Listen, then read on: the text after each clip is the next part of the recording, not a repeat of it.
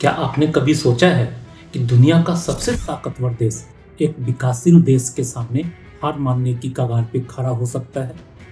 जी हाँ, यहाँ हम उसी रहस्य को उजागर करने जा रहे हैं, जहाँ अमेरिका के डोनाल्ड ट्रंप और भारत के नरेंद्र मोदी के बीच एक ऐतिहासिक टक्कर हो रही है।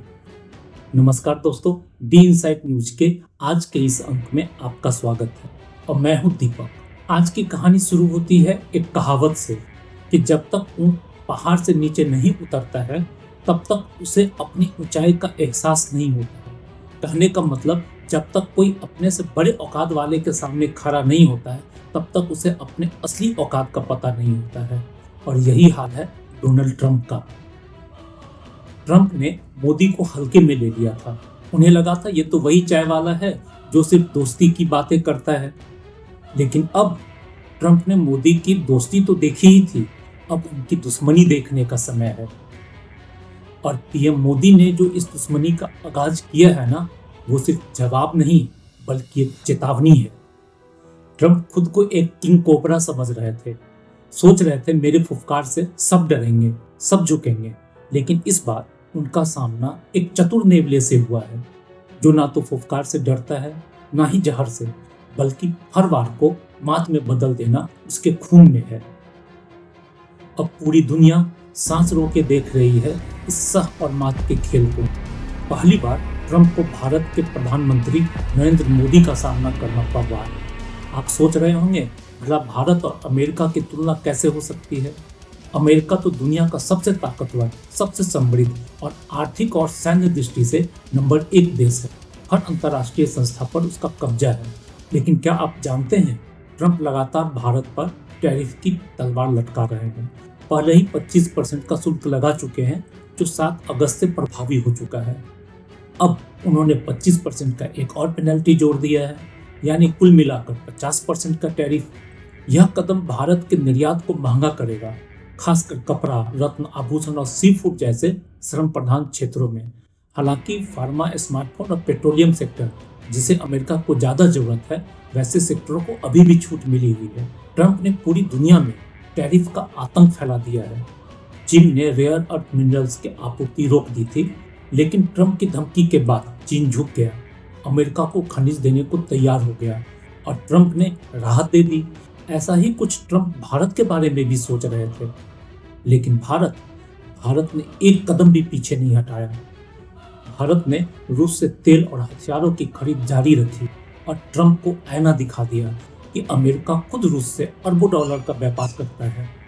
भारत में भी कई अमेरिकी कंपनियां शानदार मुनाफा कमा रही हैं। मिसाल के तौर पे एप्पल, जो भारत में आईफोन का प्रोडक्शन कर रही है, अमेजन और वॉलमार्ट, जिसे हम लोग भारत में फ्लिपकार्ट के नाम से जानते हैं। तो अमेजन और वॉलमार्ट भारत के ई कॉमर्स और रिटेल सेक्टर में अरबों की कमाई कर रहे हैं। टेस्ला भी भारत में इलेक्ट्रिक वाहन और बैटरी मैन्युफैक्चरिंग का निवेश करने का सोच रहा है। दूसरी तरफ ट्रंप की अपनी कंपनियां जैसे ट्रंप ऑर्गेनाइजेशन भारत में रियल एस्टेट सेक्टर में सक्रिय है। ट्रंप टावर्स पुणे, मुंबई और कोलकाता में प्रीमियम रियल एस्टेट प्रोजेक्ट्स के जरिए अच्छा मुनाफा कमा रहे हैं। अब अगर भारत यहाँ पर टैक्स लगा दे तो क्या होगा? दोस्तों, ट्रंप की रणनीति साफ है। वे भारत में कमाई तो करना चाहते हैं, लेकिन भारत को अपने नियमों पे झुकाना भी चाहते हैं। ट्रंप की ये मुश्किलें उनकी अपनी रचना है। उन्होंने राष्ट्रपति पद को अपने परिवार के व्यवसाय का हथियार बना दिया। सऊदी अरब, कतर और पाकिस्तान के साथ कई ऐसे सौदे किए गए जो उनके परिवार के साथ हुए हैं और ट्रंप के प्रभाव के कारण हुए हैं।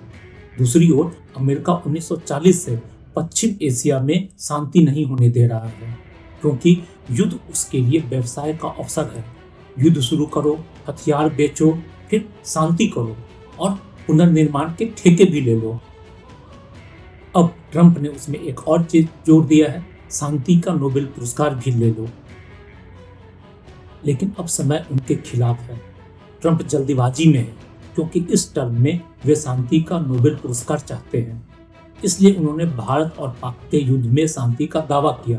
पाकिस्तान ने तो उनके झूठ का समर्थन कर दिया, लेकिन भारत ने साफ इनकार कर दिया। और मेरा तो आग्रह है कि ट्रंप को एक मानद नोबेल पुरस्कार दे दिया जाए, जिससे दुनिया फिर से अमन चैन के साए में आ सके। दोस्तों, आपको क्या लगता है? क्या हम सब भारतीयों को मिलके ट्रंप को एक नोबेल पुरस्कार मानद रूप में दे देना चाहिए? अगर आप मुझसे सहमत हैं तो कमेंट करके बताइए। दोस्तों, मोदी उनके हथियार बेचो वाली चाल को समझ गए हैं, इसीलिए ऑपरेशन सिंदूर में उन्होंने सटीक हमला किया, लक्ष्य हासिल किया और बाहर आ गए।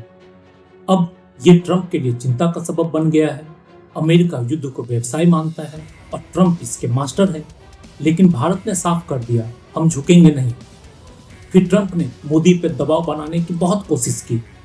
असीम मुनीर को लंच पे बुलाया, पाकिस्तान की तारीफ की, लेकिन मोदी अडिग रहे। रूस से तेल की खरीद कम नहीं हुई और अमेरिका यूरोप के दोहरे मापदंड को भारत ने उजागर किया। एक पत्रकार ने जब ट्रंप से इस पर सवाल पूछा तो वे बगले झांकने लगे और बोले, मुझे इसकी जानकारी नहीं है। यूएस के प्रेसिडेंट को रूस जैसे देश के साथ अभी युद्ध की परिस्थिति में हो रहे व्यापार का पता नहीं है। या तो ट्रंप नींद में है या वो इस पद के लायक नहीं है।